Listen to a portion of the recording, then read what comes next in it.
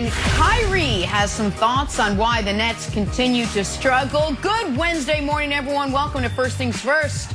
I am Jenna Wolf alongside Nick, Morning. Brandon, and the birthday boy, the K-Man, Kevin Wilds. Happy birthday, buddy. Going to be a fun morning because you are in a good mood. You know what? But Brandon, your Nets. Your Nets are never going to figure this out, buddy. Did Nick setting me up? Don't talk to me about the Nets and the defense. Is it me? We'll stick with Kevin's It's birthday. getting close, Brandon. It's getting awful close. All that aside, we got to start in Seattle. All right. So yesterday, guys, we're out here. We're doing the show. Yada, yada. Boom. Brandon drops a bomb. Russell Wilson might be on his way out of Seattle. What? He said the Seahawks received calls for Russ the last couple of days. Then we heard reports Russ is ticked off about the way his team's protecting him. Strap in, folks. This story's taking flight. Here is Russ yesterday on the Dan Patrick Show. Listen to this. Yeah, I definitely believe they're getting calls for sure. I think that, I think anytime you're, a player that, tries to produce every week and has done it for, consistently, I think people are going to call for sure. And I think it's part of the process. Yeah, but you're a franchise quarterback. You're a Hall of Fame quarterback. You're not available, are you? Well, I'm not sure if I'm available or not. That's a Seahawks question. But I think more than anything else is, I think at the end of the day, you want to win. You play this game every day to wake up to win. You play this game, to be the best in the world. I hate sitting there watching other guys play the game. There's nothing worse. By the way, you looked miserable at the Super Bowl watching. Yeah, there's a picture of Sierra and Roger talking. I'm sitting there watching this game, wishing that I was in there playing. Brandon, you said the same thing. Watching him at the Super Bowl, he really did. He looked distracted. He looked miserable, as Dan said. How close do you think the Seahawks really are to losing Russell Wilson? Yeah, we talked about this a couple of weeks ago, and I said Pete Carroll is on the verge of botching the Russell Wilson era. Like, he really is. You think about the Legion of Boom. That was that era. And once you dismantle that team and you give the ball solely to Russell Wilson, now you're saying lead us. And when you have a Hall of Fame quarterback, you can't ask this guy to hand the ball off on first and second, third down. You can't continue to go draft after draft after draft and not building up that offensive line. You have to give him everything he needs to be successful. This is really interesting. That interview he did with Dan yesterday was interesting because we've never seen this part of Russell, Nick. We've seen Russell Wilson, the husband. We've seen Russell Wilson, the business, the father. We've seen Russell Wilson, the teammate. We've never seen Russell Wilson, the businessman.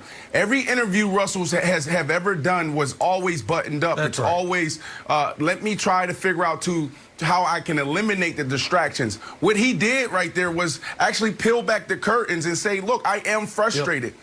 Every interview he's ever done always ended with, go Hawks, go Hawks. Go Hawks. That wasn't that. Exactly, he didn't do that yesterday, exactly Nick. Right. Nick, nope. That was Russell Wilson telling you, I want to see it at the table, and if business can't be done the right way, then it's time for me to move on. That's what I took from that interview. That is the Go Hawks thing. I was thinking the same thing. He always has been the consummate teammate, consummate pro. Just won the damn Walter Payton Man of the Year award, in addition to being a great player. So in honor of Kevin Wilds' birthday, we're going to play his favorite game on or off the air. We're going to play some role play. Because here's the deal. Here is what Russell Wilson, if he was happy, would have said when asked about people calling about Russell Wilson. So people are calling about you, Russ. Well, that's flattering. You always want to be wanted, but, they know what I know, what the Seahawks know. I'm a Seahawk for life. They can, anyone's allowed to call, but I imagine those are very short conversations. And while, I'm not the GM of this team, I can say with full faith and confidence, John Schneider, Pete Carroll are not trading me for anyone. So I'm flattered, but I'm not going anywhere. He could have said that, Wilds. That's right. He chose not to, and to me, that was a very active, clear choice. I totally agree with you. It's what we're not hearing from Seattle. I think Seattle's wasting their time trying to figure out how big of a fire they have on your hands. But here's the thing about fires in real life.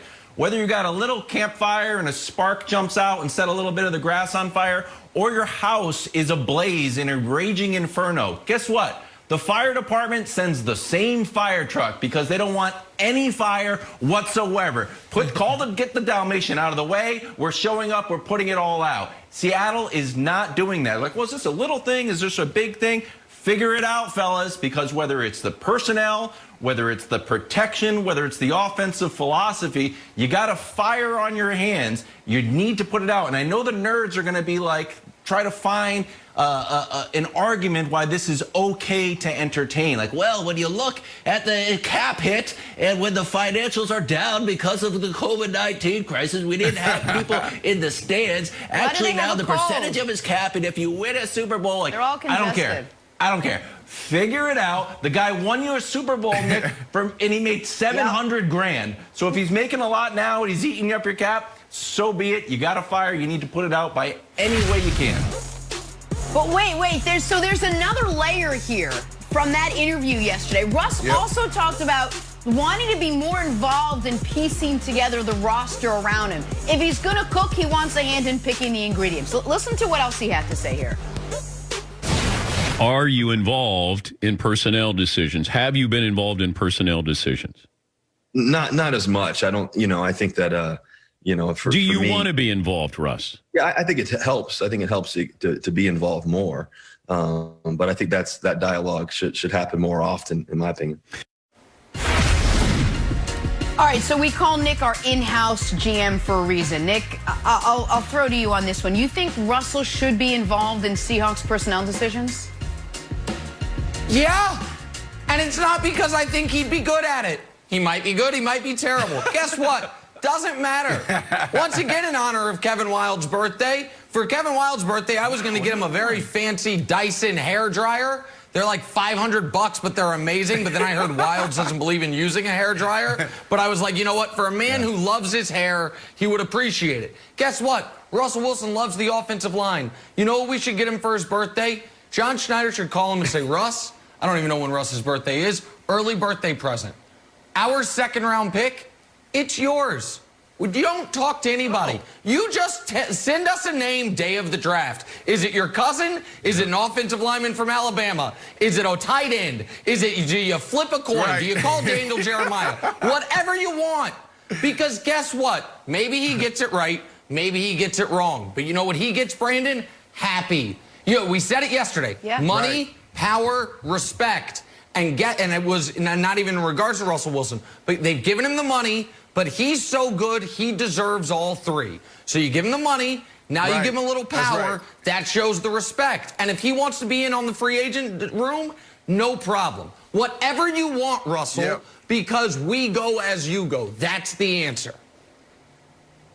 Look, here's the deal. It's like they keep trying to bargain. That's what the Seattle Seahawks do. And that's one of the reasons why they got in this position as far as like being successful year after year after year. But it comes a point where you got to grow up. What is the bargain? You try to go get me, Brandon Marshall. You try to come get me after 13 years. I'm done. I can't really help out Russell Wilson. You go get Greg Olsen. Greg Olsen's done. He can't really help out Russell Wilson. You go get Josh Gordon. I love Josh Gordon, but he has some personal issues, some things that he has to face off the field. So you try to go get those type of guys. And then offensive linemen. Go look at the offensive linemen that they bring in. These are guys that are coming off of injury. These are guys that had Pro Bowl years 3-4 years before, and they feel like they can now get back to being themselves.